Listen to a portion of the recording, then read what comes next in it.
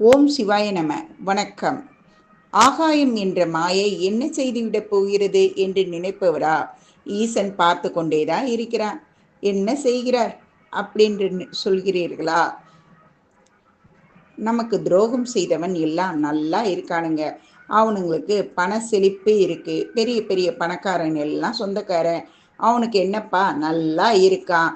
அவனால் சங்கடம், அவமானம், அசிங்கம், பண இழப்பு, பொருள் இழப்பு, மன அமைதி போனதுதான் நான் கண்டது.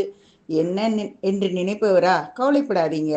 நான் ஒரு ஜோதிடர் என்பதால் நான் சந்தித்த நபரின் கதை நிறைய இருக்கு. ஆனால் நான் படித்த வெளிநாட்டு நபரின் வாழ்க்கையில் நடந்த உண்மையை நீங்களும் உணருங்கள். நாளை சொல்கிறேன், கேளுங்கள்.